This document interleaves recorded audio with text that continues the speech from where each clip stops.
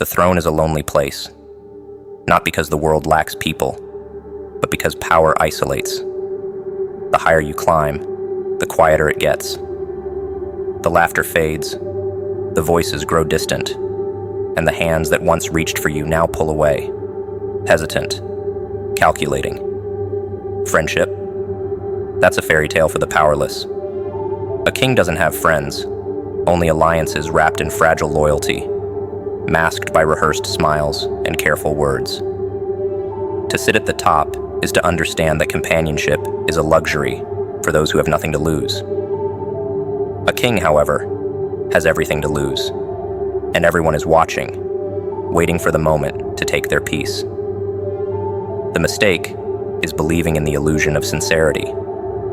The friendly faces, the warm gestures, tools of deception crafted to lower defenses.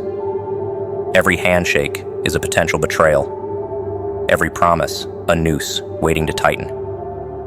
The ones who stand closest are the ones who know exactly where to aim when the time comes. This isn't paranoia, it's survival. The blade doesn't come from across the battlefield. It comes from behind, from the ones who called you their brother, their ally, their friend. Trust is a gamble where the stakes are your very existence. A king is not afforded the comfort of leaning on another. Support is temporary, fleeting, a favor that demands repayment with interest. To depend is to expose weakness, and weakness is an invitation for the vultures to circle. This is why power stands alone, why the crown rests heavy. It's not just metal and jewels. It's a target, a beacon for envy, for greed, for the ones who whisper in the shadows and plot in the dark. They don't admire strength. They resent it. They don't celebrate success. They wait for its collapse. The world romanticizes friendship, loyalty, brotherhood. Pretty words for a pretty illusion. A king walks a different path, one paved in solitude, because companionship comes with a cost too great to pay. Attachments breed obligations. Obligations breed vulnerability. And vulnerability? That's the beginning of the end. It starts as a small crack, an insignificant moment of trust, a brief lapse in judgment. But cracks widen, and before long, the walls crumble, and the empire falls. Strength is misunderstood. They think it comes from unity, from standing side by side with those who swear their devotion. But real strength is the ability to stand alone, to make the hard choices without the comfort of a reassuring voice. When the weight of the world rests on one set of shoulders, there is no room for shared burdens. A king carries the weight alone, because the moment it is shared, it becomes a weakness to be exploited, a vulnerability to be turned against him. Solitude is not loneliness. It is clarity. It is the absence of distraction, the removal of deception. It is seeing the world as it truly is, ruthless, unforgiving, a battlefield where every smile is a mask and every outstretched hand hides a dagger. A king embraces this, accepts it, thrives in it. While others seek comfort in numbers, in bonds that will one day break, a king finds comfort in knowing that his strength is his own. The burden is immense, but the reward? Freedom. The freedom to move without constraint, to act without permission, to exist without the weight of someone else's expectations. Friendship, in the end, is just another chain. A beautifully crafted one, yes, but a chain nonetheless. A king does not wear chains. A king does not bend, does not kneel, does not seek approval. And that, above all, is what sets him apart. To rule is to be alone, but alone does not mean weak. It means untouchable, unshakable. It means knowing that every decision is made without the influence of flattery, without the manipulation of well-placed words. It means that success and failure rest on one's own shoulders, not on the wavering loyalty of those who claimed to stand beside you. A king does not beg for loyalty. A king commands it. And when it fades, as it always does, he does not mourn. He expected it all along. The world will call it coldness, arrogance, cynicism. Let them. Let them believe in the illusion of brotherhood, while their so-called allies sharpen their knives behind their backs. Let them bask in the comfort of false friendships, while their enemies smile across the table. Let them fall. Let them learn. And when they look up from the ruins, they will see him standing, untouched, untethered. Because a king does not fall with the rest. Power reshapes everything, including the way people interact. The higher you rise, the less genuine the smiles become, the more rehearsed the words sound, and the more every interaction carries an agenda. At the bottom, friendship feels effortless, untainted by motives, free from expectations. But as you climb, as your influence expands, so does the distortion of intention. People no longer see you as a person. They see an opportunity, a gateway to something they desire. They approach with open hands, but the moment you give, they crave more. Every favor comes with an unspoken price. Every word is laced with calculation and true friendship. It becomes a relic of the past, something you remember rather than experience. The rare few who do remain from the past. Those who once seemed loyal slowly begin to shift. The dynamic changes. Their expectations grow. Suddenly, their loyalty isn't without condition. Their support isn't without reward. They don't say it outright. No, it's much more insidious than that. It's a lingering silence when they don't get their way. It's a subtle change in tone, in energy, in the way they look at you when you don't meet their expectations. You start to see it in their eyes. The resentment, the quiet disappointment, as if your success is now their burden to bear. They were with you when you had nothing, but now that you have everything, they want their share.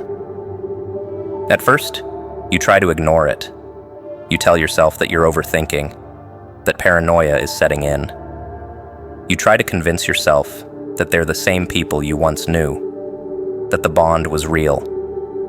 But power has a way of stripping illusions, of exposing the hidden motives buried beneath years of shared laughter and memories. And the truth, when it finally reveals itself, is brutal. They were never truly with you. They were with the version of you that needed them, that was dependent on their presence, that had nothing to offer but time and loyalty. But now, you are no longer just a friend. You are an asset. The conversations change. No longer are they about life, about ideas, about shared struggles. Now, they revolve around what you can do for them, who you know, what doors you can open, what resources you have at your disposal. And when you don't provide, when you deny them what they seek, the warmth fades, the laughter dims. You become the villain in their story, the selfish one, the ungrateful one. Because in their minds, your success is not your own. It's a debt you owe them, one they believe must be repaid in full. A king walks alone, not by choice, but by necessity. The higher you rise, the thinner the air becomes, and those who once stood beside you struggle to breathe in the altitude. They resent you for it. They resent the distance, the isolation, the change in dynamic. But what they don't understand is that you are not the one who changed. Your role did. And with that role came expectations you never asked for, burdens you never wished to carry. But carry them, you must, alone, because the weight of leadership is not something that can be shared. The more powerful you become, the the more you realize that friendships at this level are not built on mutual trust, but on mutual benefit. Every connection is an exchange, a deal wrapped in the guise of companionship. It's no longer about genuine understanding. It's about alignment of interests. And once those interests no longer align, the connection vanishes. They move on, find another source, another king to cling to, another throne to stand beside, until they can find a way to climb it themselves. It's not bitterness that fuels this realization. It's clarity. A king does not resent this truth. He accepts it. He understands that solitude is the price of power, that true companionship cannot exist in a world where influence clouds judgment. He does not waste time mourning the loss of friendships that were never real to begin with. Instead, he fortifies himself, sharpens his mind, strengthens his resolve, because he knows that the moment he lets his guard down, the moment he forgets that every smile hides a motive, he becomes vulnerable. And vulnerability, in the world of kings, is a fatal flaw. The world will call it loneliness. They will say the king has alienated himself, that he has built walls too high for anyone to climb. But walls are not prisons. They are shields. A king does not isolate himself for the sake of solitude, but for survival. He does not shut people out because he desires to be alone, but because he understands that letting the wrong ones in is far more dangerous than standing alone. The ones who call it loneliness do not understand power. They do not understand that at the top, there are no equals, no safety nets, no genuine friendships, only calculated alliances and temporary loyalty. Those who seek power without understanding its price will always fall victim to this reality. They will chase the illusion of companionship, believing they can have both authority and authentic relationships. But in the end, they will learn what every king before them has learned. The moment you rise, the moment you step into true power, the people around you stop being people. They become merchants of influence, brokers of opportunity, parasites disguised as friends. And the king who fails to recognize this will not remain a king for long. Loyalty is an illusion, a mirage that shifts with the tides of power. People don't follow character. They follow strength. They don't swear allegiance to you. They swear allegiance to what you represent, to the advantages you provide, to the empire you build that they hope to benefit from. But the moment that empire trembles, the moment the throne shows a crack, the loyalty dissolves like mist under the morning sun. The same hands that once lifted you in triumph will be the first to pull you down when the winds of fortune change. A king does not have friends. He has subjects, and subjects serve only so long as the king remains powerful.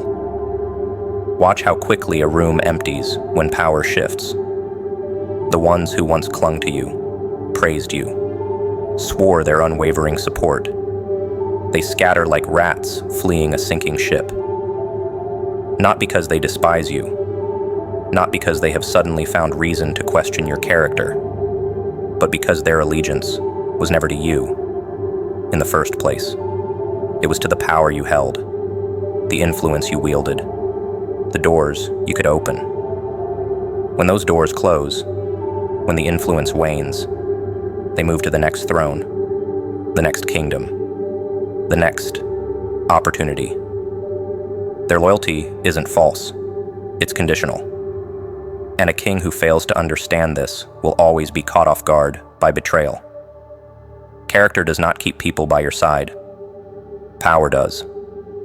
The world will tell you otherwise, feeding you stories of brotherhood, of unbreakable bonds, of friendships forged in fire that last a lifetime.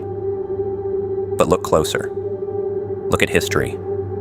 Look at every fallen ruler, every leader who once commanded unwavering devotion. Where are their allies now? Scattered, pledging themselves to a new banner, swearing new oaths to a different king. Not because the old king was weak of character, but because he lost what truly mattered, the power to enforce that loyalty. Even among the closest ranks, self-interest always wins. When the stakes are high, when fortunes are on the line, when the possibility of personal gain outweighs the price of loyalty. Watch how quickly alliances shift. No one wants to be the last one standing on a crumbling foundation. No one wants to go down with the ship if there's a lifeboat within reach. And those lifeboats? They're found in new allegiances, in fresh power, in the next leader who looks like he's on the rise. A king does not mistake alliances for friendships, because he knows that what appears to be camaraderie is merely the gravity of power, pulling others into his orbit. And yet, the weak still chase the illusion. They believe they can have both, power and true companionship. They believe that if they rule justly, if they show kindness, if they remain loyal to those who once stood beside them, then that loyalty will be returned. But that is not the way of the world. Power demands isolation because dependence is a liability. A king who expects unwavering friendship will always be disappointed, always be betrayed, always be blindsided by those who were never truly his to begin with. A throne is not a place of comfort. It is not a space meant for warmth, for trust, for brotherhood. It is a position that demands vigilance, that requires an understanding of human nature at its rawest. A king must accept that those who surround him do so because they need something, because they want something, because they seek to gain from proximity to his power. And when that power is threatened, so too is their loyalty. They will not fight for him, they will fight for themselves. And that means turning their backs when it serves them best. This is not cynicism. This is clarity. It is not about bitterness. It is about survival. A king who understands this does not mourn the loss of those who leave when power shifts. He does not plead, does not chase, does not waste energy trying to hold on to those who were never his to begin with. He lets them go, knowing that their departure was inevitable, knowing that the only true constant in his world is himself. Others will come, drawn by the glow of power, and they too will leave when the light dims. This is the cycle. This is the nature of power. The weak resent this truth, wishing for a world where loyalty is pure, where allegiances are unshakable. But the strong accept it, and in that acceptance, they find freedom. A king does not need friends. He needs only himself. Because in the end, when the dust settles and the banners change, when the alliances crumble and the faces around him disappear, the only one left standing will be the one who never relied on the loyalty of others to begin with. Once you take the path of solitude, the quality of relationships, friendships, interactions will take care of itself. A king moves differently. He does not waste time on illusions, does not expect what cannot be given. He does not beg for loyalty, does not hold grudges against those who leave. He rules, he builds, he strengthens himself to depend upon him and him alone. The world was built in solitude. It existed long before people filled it with noise, long before they feared the silence, before they drowned themselves in the comfort of crowds to escape the weight of their own thoughts. Solitude is not unnatural. It is the foundation of existence itself. But humans reject it. They tether themselves to others, seeking validation, seeking distraction, seeking anything that keeps them from standing alone. A king, however, does not run from solitude. He runs toward it. because he understands what the weak do not. Solitude is not an absence. It is a presence, a force, a power that only the strong will ever truly know. They mistake solitude for loneliness, as if being surrounded by people guarantees connection, as if empty conversations and shallow alliances make one whole. But a king knows better. He has seen the way people cling to each other, not out of love, but out of fear. Fear of insignificance. Fear of being left with nothing but their own reflection. Fear of realizing they have no identity outside of the ones they attach themselves to. They pretend to be strong, but their strength is borrowed. A king's strength is his own. He does not need a crowd to feel important, does not need voices to fill the silence. He sits in it, embraces it, thrives in it, while the rest of the world runs. Solitude refines the mind. It sharpens thought, cuts away weakness, forces introspection. It is in the quiet, in the stillness, that a king sees clearly. Without the weight of meaningless chatter, without the noise of weak men whispering their doubts, he becomes precise. He moves with intent. He makes decisions free from the sway of opinion, from the influence of those who think they know better. And that is what makes him dangerous. The one who stands alone is the one who cannot be controlled. He does not seek approval. He does not beg for understanding. He simply moves, unbothered, unstoppable. They will call it arrogance, misunderstanding what they cannot comprehend. They will say he is distant, cold, untouchable. They will project their own insecurities onto him, believing that his solitude is a burden rather than a choice. But what they fail to realize is that while they depend on others to survive, he depends on no one. Their connections are chains, their need for companionship, a weakness disguised as warmth. The king walks alone, not because he has to, but because he wants to, because he knows that the higher one climbs, the thinner the air gets, and only those built for the altitude will survive. A king's solitude is not empty. It is full of purpose, full of clarity, full of strength that cannot be diluted by the needs of the weak. He does not seek company for comfort, does not fill his halls with people just to avoid the sound of his own mind. He welcomes the silence because it is in the silence that he hears himself. While others drown in the expectations of the world, he rises above it, unchained, unburdened, free. A king has no friends, and he does not want them. He does not need them. He is not looking for comfort, for company, for a shoulder to lean on. He is looking forward, always forward, toward a future that belongs only to those strong enough to walk alone. While the world clings to its illusions, he rises, unshaken, unmatched, unstoppable,